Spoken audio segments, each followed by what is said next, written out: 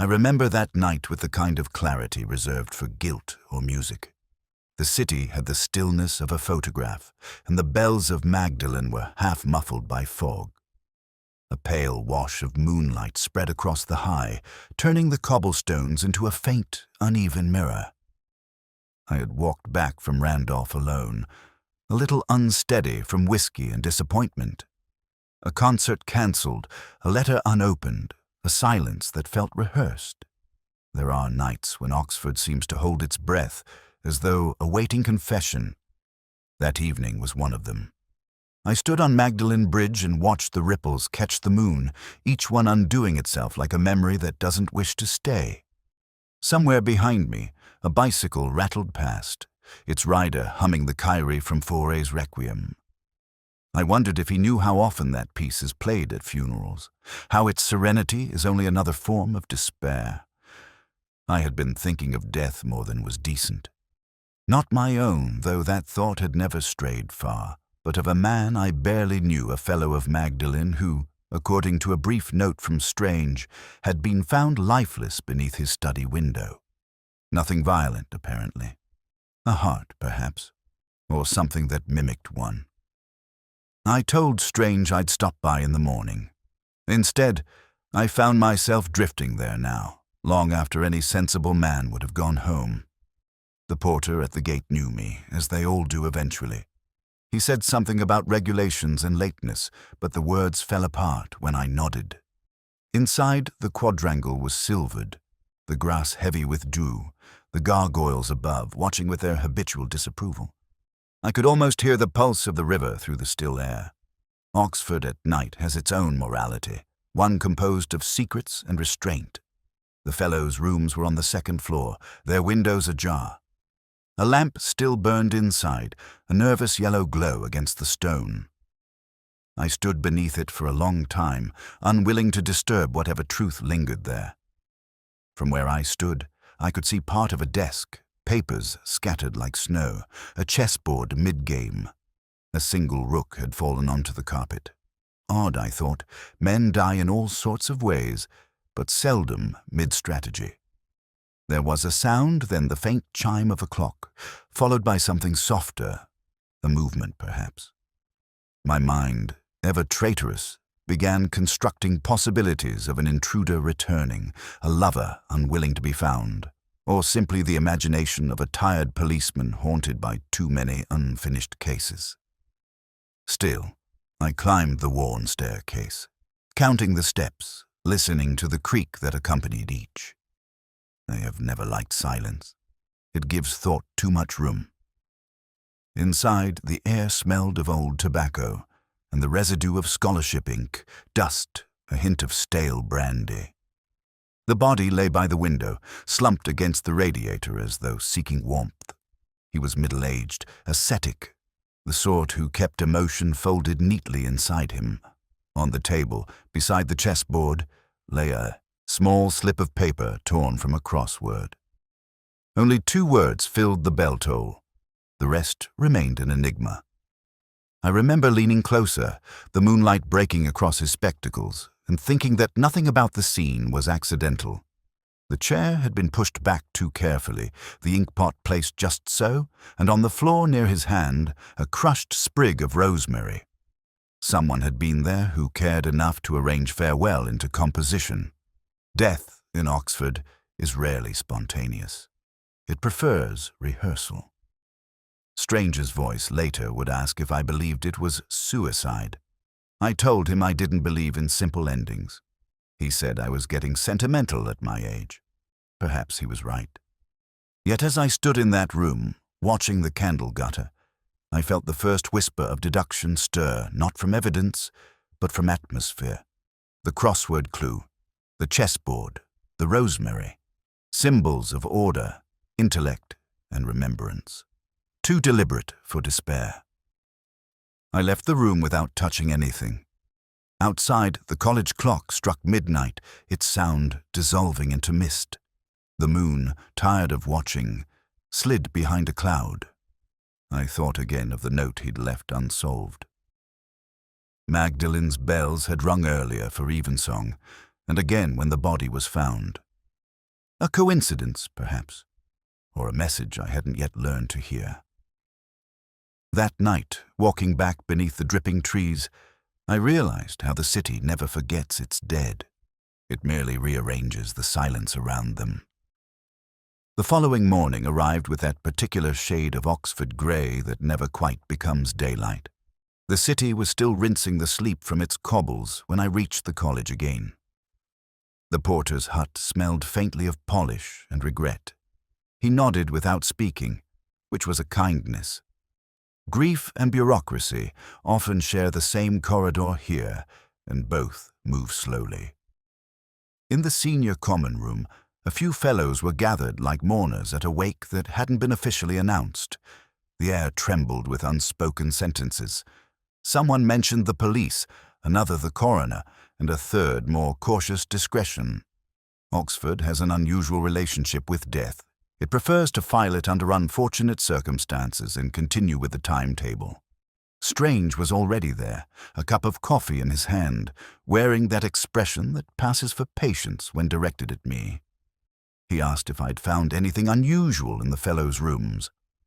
I told him that everything there was unusual if one cared to look. The crossword clue, the chessboard, the deliberate orderliness of the scene.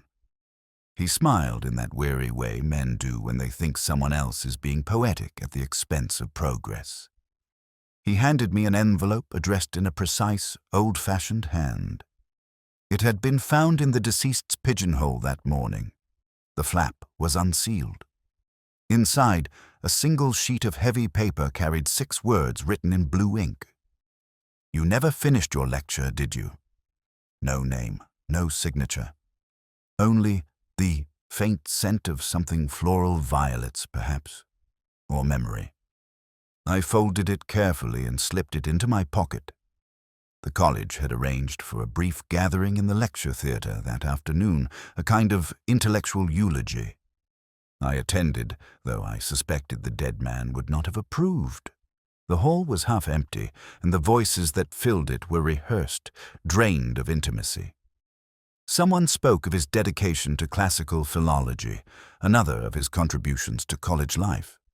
No one mentioned loneliness or the habit of sitting by open windows in midwinter. As they droned on, my eyes wandered to the lectern.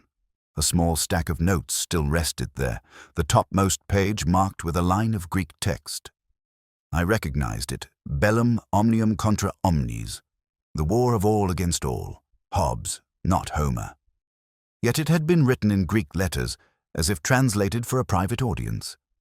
I thought again of the crossword clue bell toll, bellum bell. There is music to coincidence, and I've learned never to dismiss it. After the ceremony, I drifted to the library. The hush there was of a purer sort, unsullied by condolence. Students moved like shadows between shelves, their faces lit by the indifferent glow of desk lamps. The librarian, a spare woman with an air of perpetual apology, told me the fellow had been researching a minor medieval theologian whose works dealt with mortality and the afterlife. I asked if she'd noticed anyone else requesting the same material. She hesitated, then mentioned a younger lecturer, history of ideas, recently appointed, fond of arguments and long silences. A man named Cairns. I thanked her and left a note in the register, an old habit of mine. Sometimes the act of writing invites recollection. As I stepped into the quadrangle, the bells of Magdalen began again, softer this time, as if aware of their own intrusion. I found myself counting them, 10, 11, 12, the same sequence as the previous night. Perhaps the dead have schedules too. Cairns found me near the chapel steps. He looked the sort who hadn't slept, tie loosened, eyes sharpened by self-reproach. He said he'd known the deceased well. They'd disagreed over something trivial, authorship of a disputed text, or the meaning of a comma in an ancient manuscript. Scholars have killed friendships over less. He spoke as though explanation could absolve him, but I caught the tremor when he mentioned the letter. He hadn't sent it, of course. No one ever has. When he left, I stood for a while under the dripping stone archway, listening to the retreating echo of his footsteps. A breeze carried the faintest scent of rosemary, the same fragrance from the night before. It occurred to me then that the letter, the clue, and the herb were part of a single lexicon, each word incomplete, awaiting conjunction. In Oxford, even death prefers to remain grammatical. That evening, Magdalen's chapel glowed like an ember inside the fog. The choir boys' voices floated across the cloisters, clear and unbroken, as if the city itself were confessing. I've always thought that music in Oxford carries a peculiar sadness too pure for comfort, too ancient for relief. I stood near the back, coat unbuttoned, the air faintly scented with candle wax and damp stone. They were rehearsing Fauré again, the Agnus Dei. A coincidence, perhaps, though I had stopped believing in those. The choir master, a thin man with hands like punctuation marks, gestured in silence, shaping sound from shadows. When they reached the final chord, the echo lingered for a full breath before surrendering. I'd come not for music, but for time. The chapel clock, a fine piece of Victorian arrogance, had been stopped for repairs the previous week, or so I'd been told. Yet the night of the fellow's death, it had struck midnight with solemn precision. Too precise, in fact. I'd noticed the discrepancy in the coroner's statement. A witness had heard the clock chime at 12, but the mechanism, according to college records, had been dismantled days earlier. Either the records were false, or someone had wanted that sound preserved. After the rehearsal, I caught the choir master as he was locking away the scores. He said the clock was a matter for the bursar. I asked if he'd noticed it working recently. He hesitated, then admitted that on Tuesday night, the night in question, it had startled him, said it struck 12 even though the weights weren't wound. He thought it was an omen and laughed about it later. I didn't laugh. Oxford has its ghosts, but most of them are made by men. In his room, the fellow had written the bell toll as the final clue. Bells and time are the twin obsessions of the university, the rhythm of life and the certainty of its end. Somewhere between those two sounds, he had chosen to stop breathing, or been persuaded to. I walked to the cloister after the choir had gone. Rain had begun to fall in delicate threads, each droplet catching the faint light from the chapel windows. I thought of the chessboard again, and the rook fell sideways. In chess, the rook moves straight and unyielding, never diagonal. Order and reason. Yet his piece had been toppled. Deliberately so, I was certain. A message from intellect undone. Strain joined me near the gate. Coat collar turned up, muttering about reports and jurisdiction. He spoke of paperwork. I thought of patterns. He mentioned the letter found that morning, the one I'd read and pocketed, and asked if I thought it implied guilt. I told him it implied unfinished business, which is not the same thing. He said I was being romantic again. He might have been right, but I'd learned long ago that logic alone rarely solves anything in Oxford. It merely points toward the next illusion. As we walked past the clock tower, I stopped and listened. It was still. The silence was almost human, as if the mechanism itself were holding its breath. I noticed something faint, a mark beneath the dial, recently cleaned. A small crescent of soot, the kind left by a candle held too close. Someone had stood there, illuminating the face of the clock, perhaps to ensure it showed midnight before striking. An act of precision, of ceremony. Later, in my flat, I poured a whiskey and opened my notebook. I wrote a bell-toll, time-guilt message, then drew 3 lines linking them. Beneath, almost without thinking, I added another choir witness. The music had returned to me, the lingering echo that refused to fade. It was not grief I heard then, but measurement. Each note held just long enough, exactly as the clock would strike, 12 slow beats against the dark. When I closed the notebook, the church bell outside began its hourly ritual. 10, 11, 12. I caught myself counting again, waiting for the silence that follows the sound of that narrow pause where truth hides, just long enough for a man to doubt whether he's heard it at all. Caroline Denim opened her door as though she'd been expecting judgment. She was the sort of woman Oxford produces in small, exquisite batches, intelligent, wounded, and determined to appear unbothered by either. Her rooms overlooked Addison's Walk, the view pale and damp beneath a veil of drizzle. She invited me in without speaking. Some people require silence, as others do air. The room was a study in control stacks of books arranged by publisher rather than subject, a piano closed with military precision, a vase of tulips on the verge of surrender. She offered me tea, then smiled faintly when I declined. She had lectured in the same department as the deceased fellow, and the rumour mill that most efficient of Oxford institutions had already decided that they had been lovers. Rumour is rarely wrong in essence, only in detail. I asked where she'd been on the night of his death. She said she'd been at a concert at the Sheldonian, Bach's Mass in B minor. She produced the program as if it were a passport. The performance had ended at 10:30. Afterwards, she'd walked home alone. I asked if anyone could confirm that. Her eyes flickered, not with guilt, but with irritation, the kind of weary defiance of someone accustomed to being misunderstood. She mentioned a colleague who had seen her leaving, but he'd gone abroad the next day. Her alibi dissolved like sugar in tea. She sat across from me, hands folded too neatly in her lap. There was a faint bruise on her wrist, almost hidden by the cuff of her sleeve. She caught my glance and adjusted it, a gesture too quick to be accidental. I asked about the letter.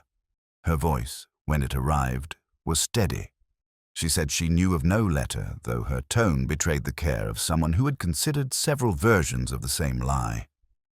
On the mantelpiece stood a framed photograph of the deceased. Younger, smiling, his hand resting lightly on her shoulder. I wondered if the past, when captured like that, ever forgives the living. She noticed my gaze and said he'd given it to her after a conference in Vienna, a time, she added, when things were simpler. The line hung in the air like smoke. She asked what I thought had happened. I told her I wasn't sure yet. She said, almost to herself, that he had been a man who hated endings. That was why he never finished his lectures, his books, his apologies. I made a note of that. The phrase reminded me of the letter, "You never finished your lecture, did you?" The same cadence, the same quiet accusation folded into intellect. Before leaving, I asked one last question, whether she had ever heard the chapel clock strike 12 that night. Her expression changed. She said yes. She had heard it as she crossed the high. It startled her. The sound had been unusually sharp, almost metallic. Then she added, with a faint tremor, that the bells seemed to echo longer than they should have, as if the air itself didn't want to let go. Outside, the rain had turned to mist. I walked along the path by the river, the tulips of her window still faintly visible in the grey. There was something in her composure that unsettled me.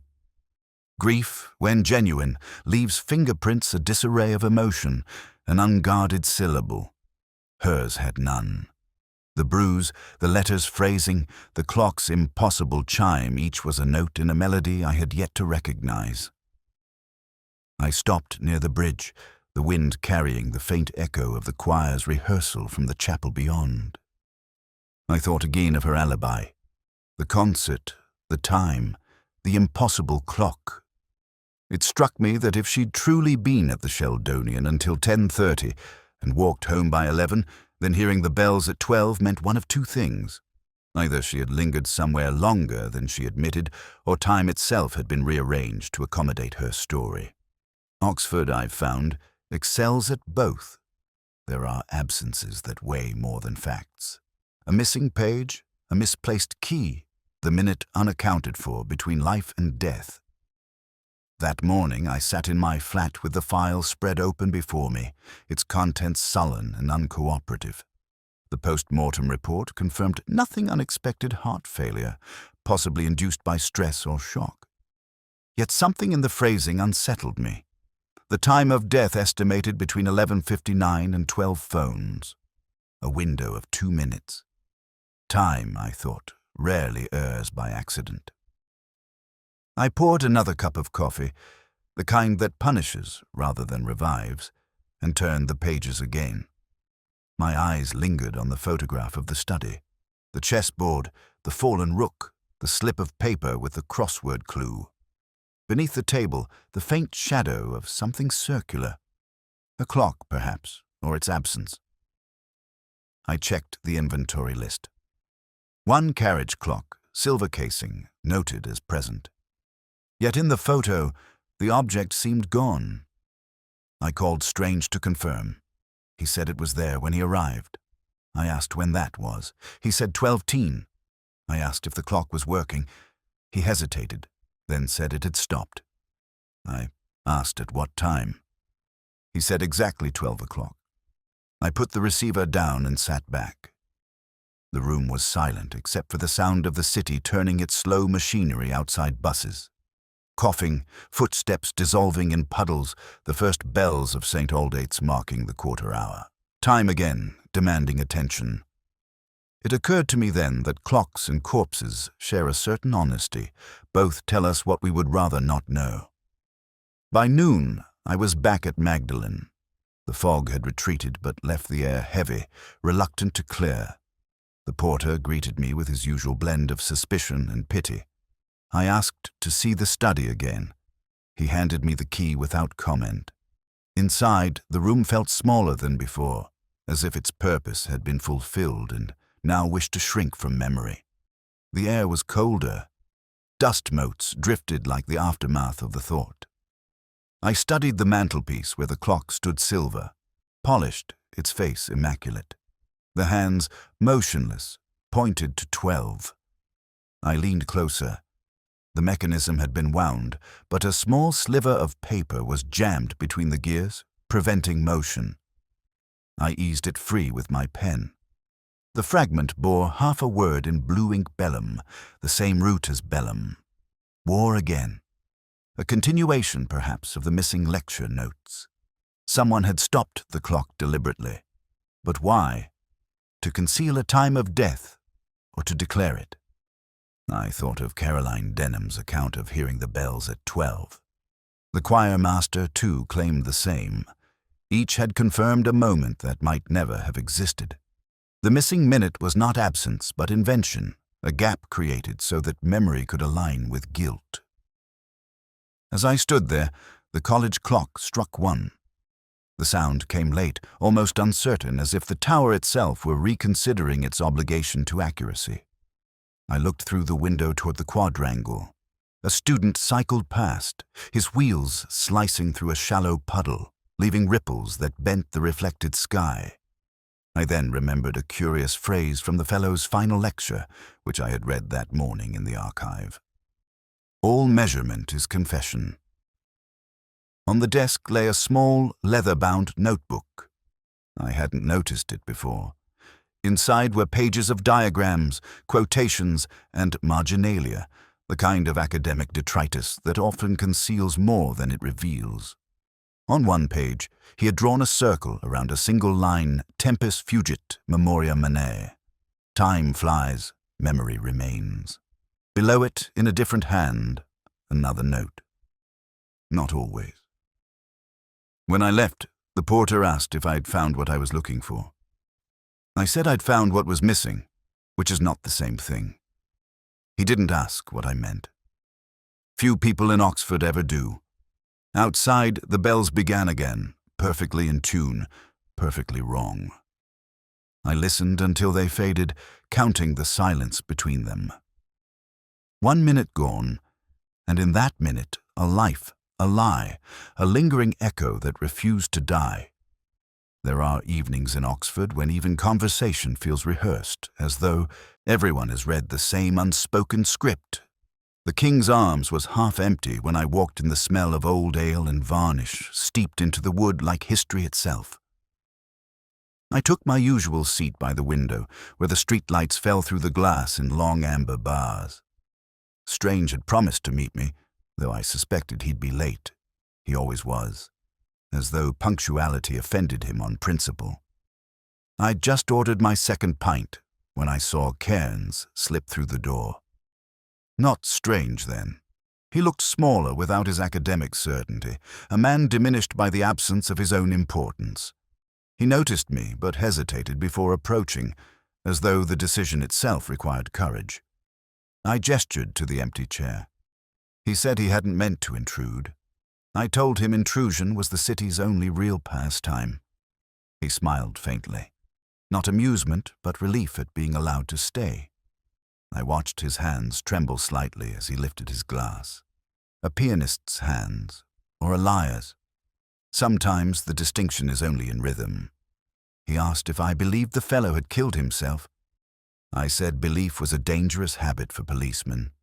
He laughed once, quietly, and then told me he'd come because he couldn't sleep. Not since the night of the death. He said he'd been walking past Magdalen when the bells struck 12. They shouldn't have been working, he added. But they did. He remembered it clearly because he'd looked up at the tower and seen light in one of the windows. A flicker. Movement, perhaps. And then silence. I asked if he'd mentioned this before. He shook his head. He didn't want to be involved. I told him it was too late for that. He said he'd argued with the deceased earlier that day over plagiarism, of all things. An article submitted to a journal, with a paragraph lifted from one of Cairns' unpublished papers. The sort of sin academics pretend to forgive and never do.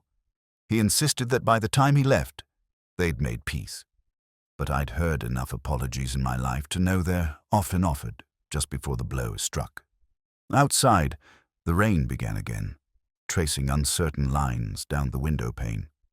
The sound of it softened his voice. He spoke of the letter that said, "You never finished your lecture, did you?" He swore he hadn't written it, yet he admitted knowing its meaning. The lecture in question had been the deceased's last public address, abandoned halfway through when he faltered over a quotation from Hobbes. Bellum omnium contra omnes, the war of all against all.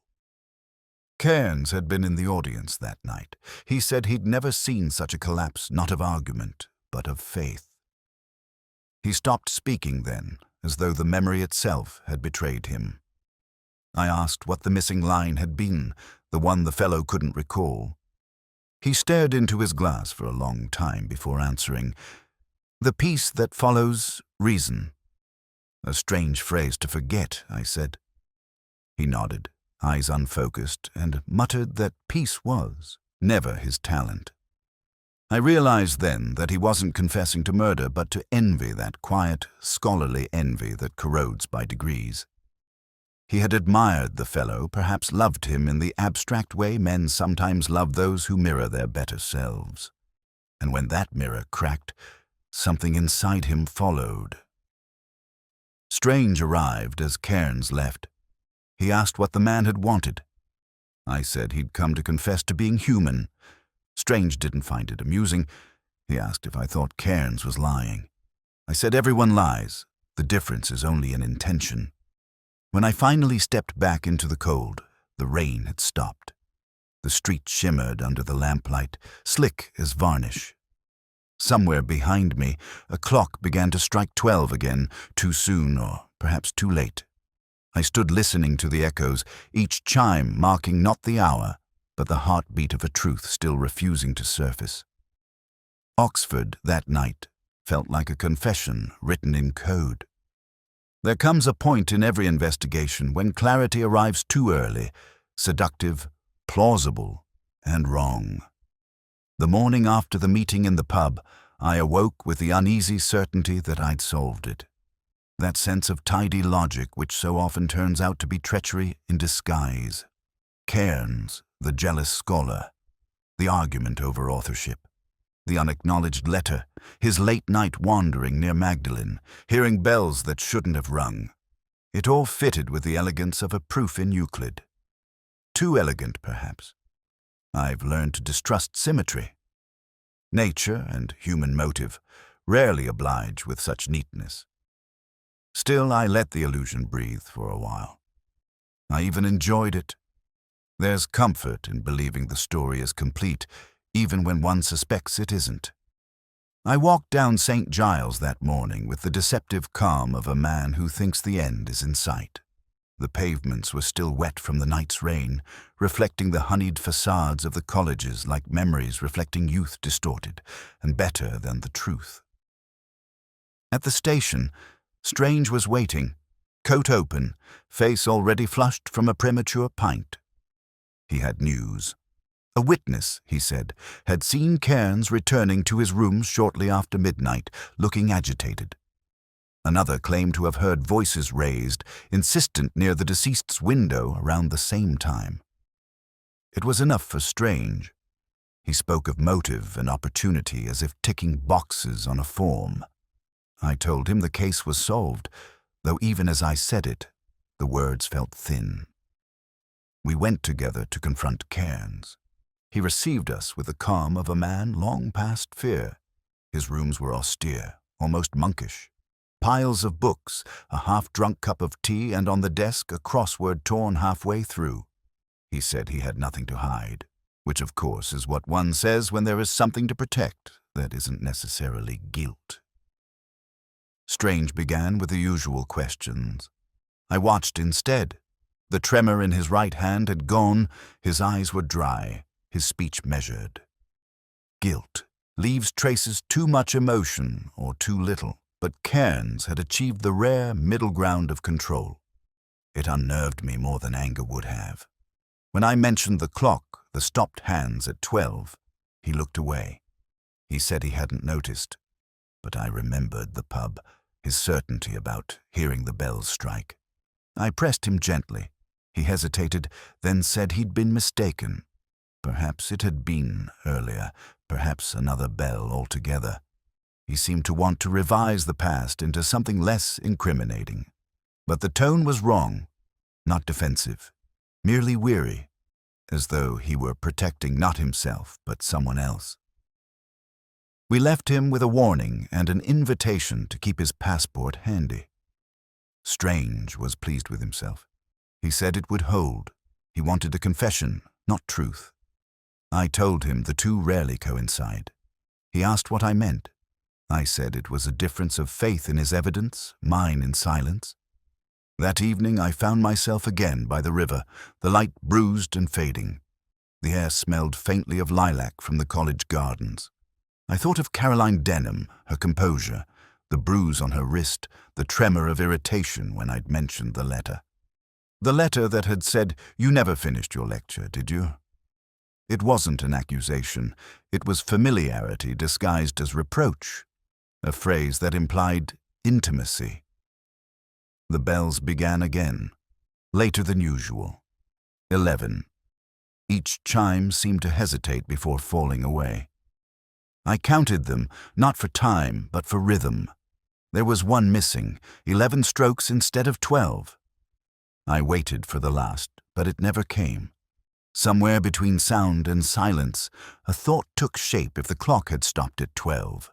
And yet the bells refused to reach it, then time itself had lied. Or someone had made it lie. That was when I knew the first solution was false, and that the truth, as always, had been waiting in the quiet minute between. It was the porter who called. He said a small parcel had arrived for me at the lodge.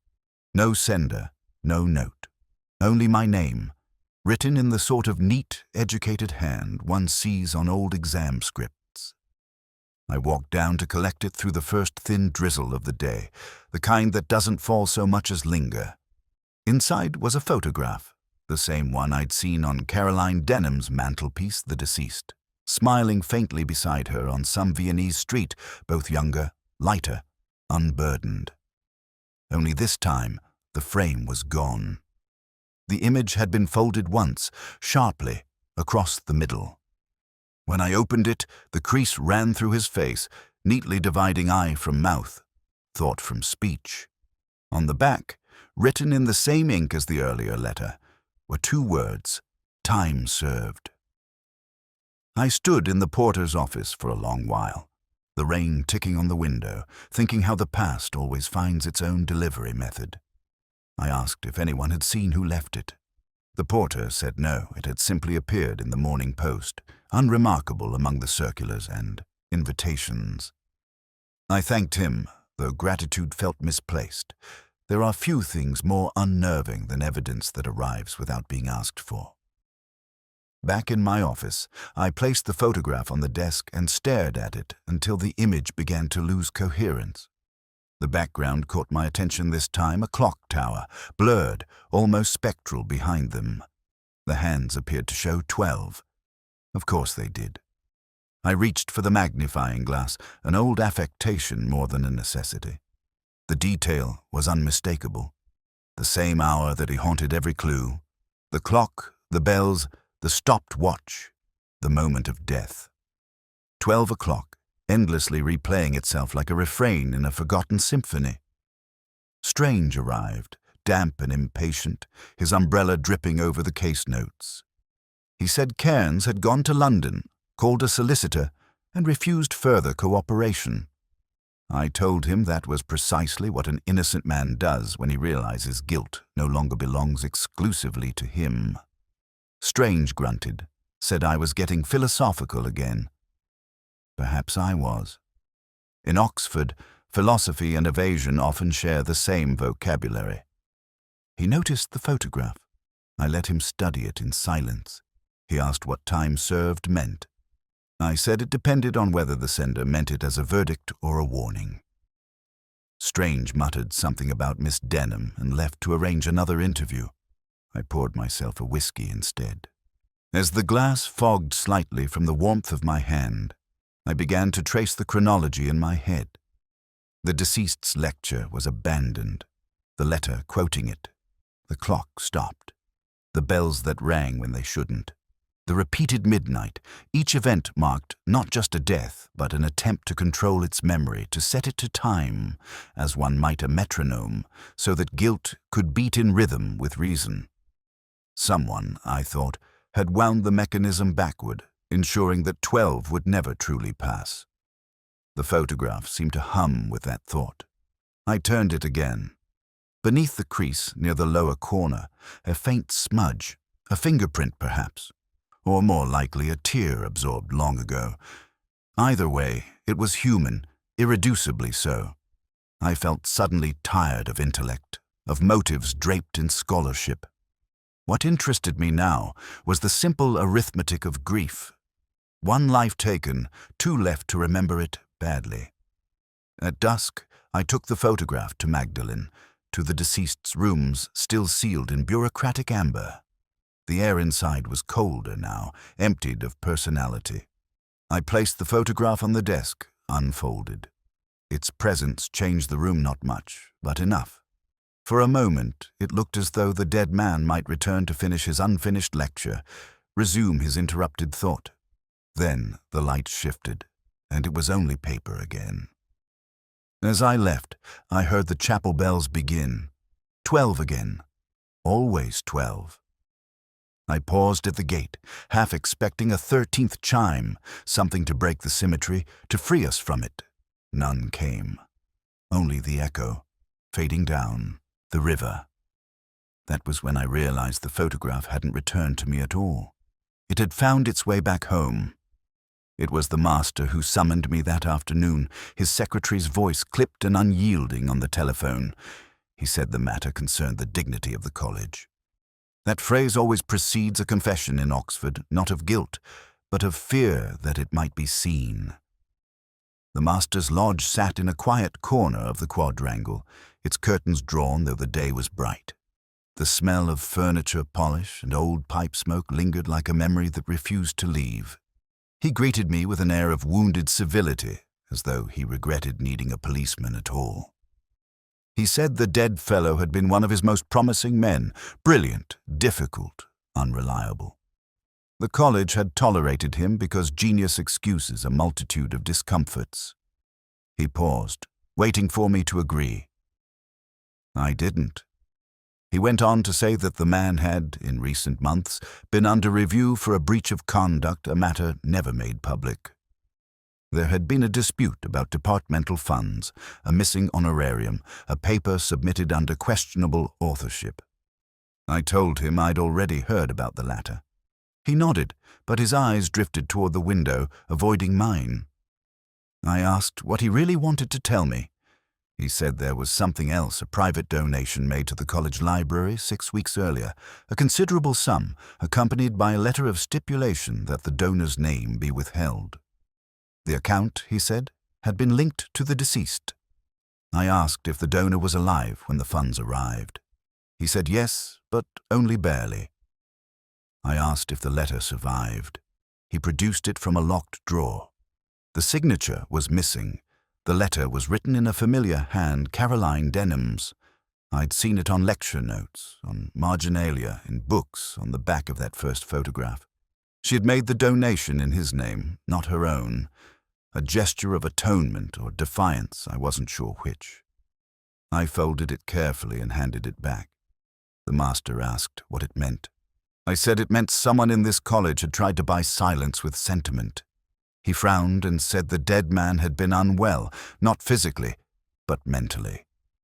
There were rumors of a breakdown of erratic behavior in his final weeks. He'd spoken to no one, save Miss Denim, and once, briefly, to the master himself. I asked what was said. The master's gaze hardened. He said the fellow had come one evening to confess something he claimed could ruin more than one reputation.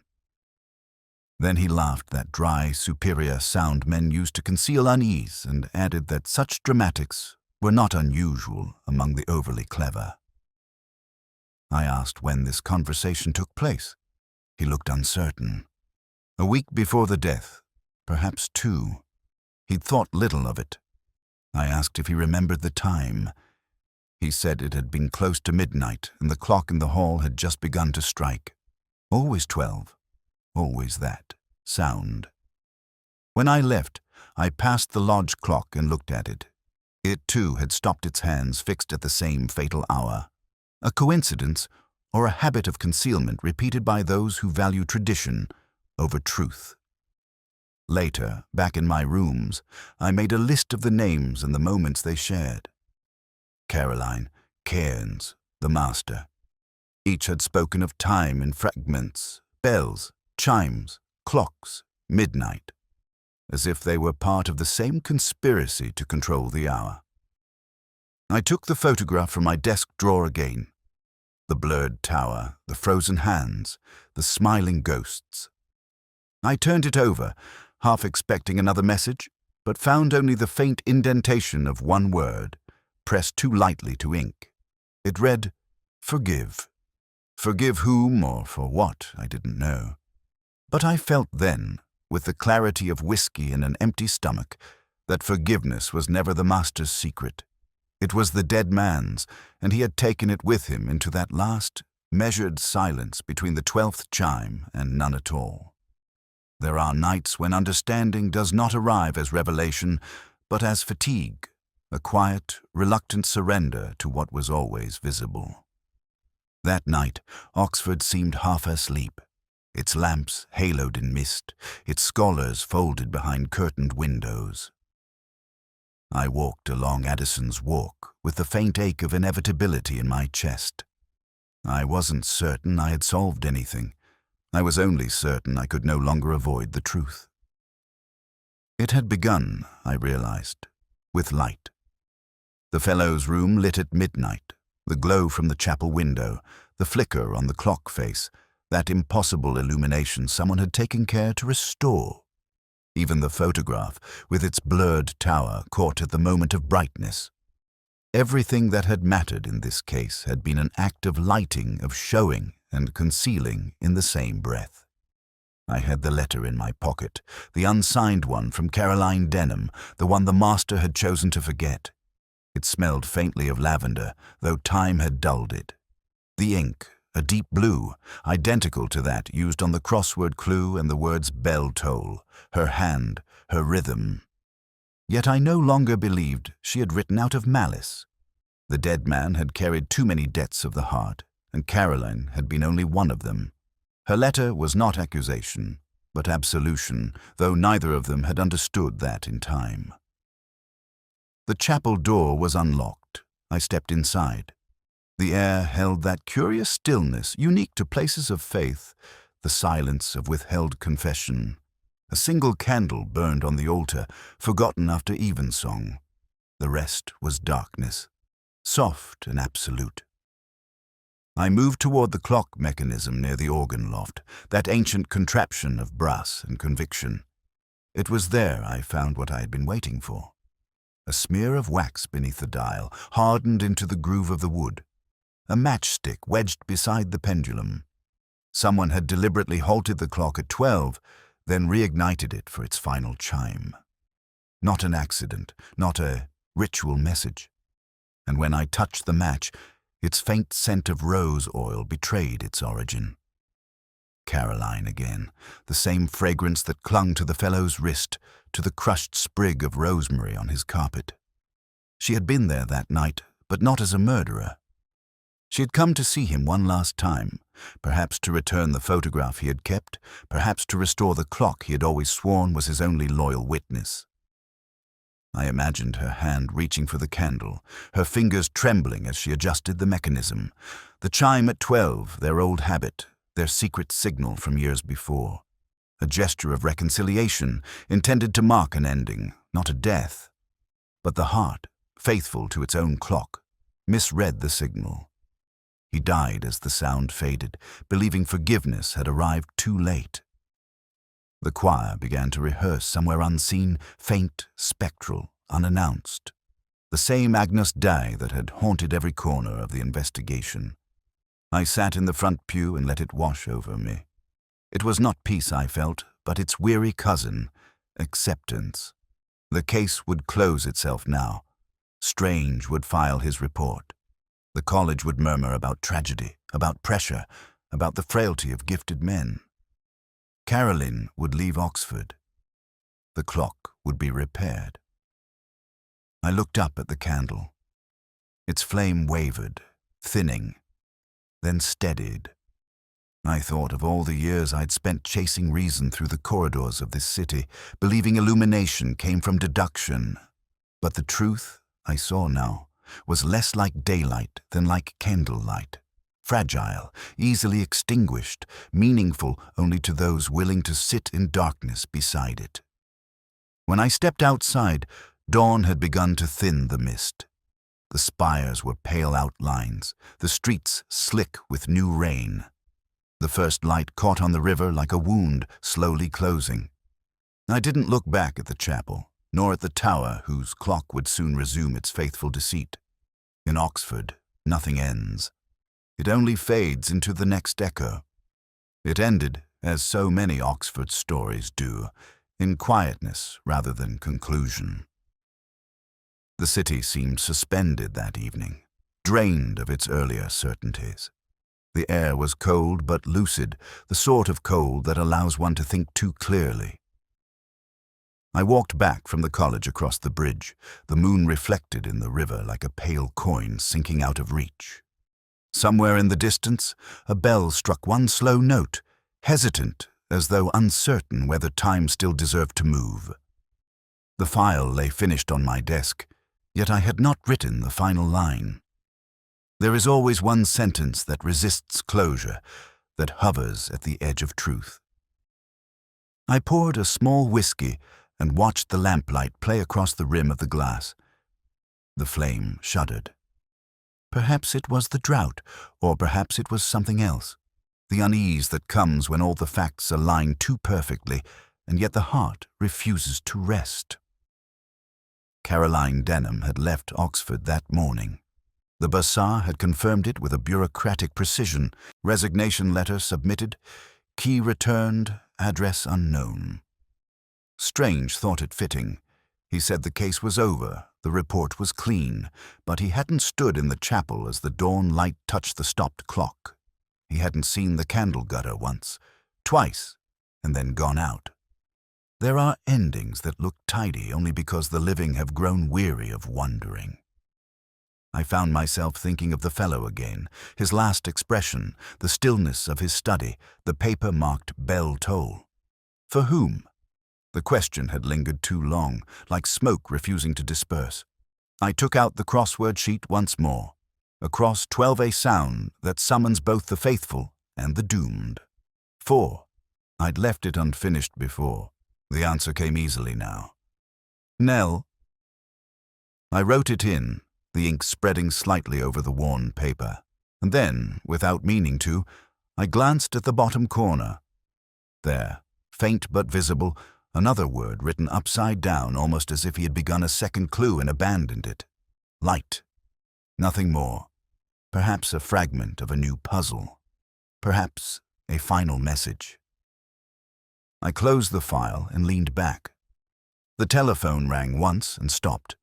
No call, just the sound of connection, like someone remembering and then deciding against speech. I let it go. Some silences are earned. Later, I walked to the window.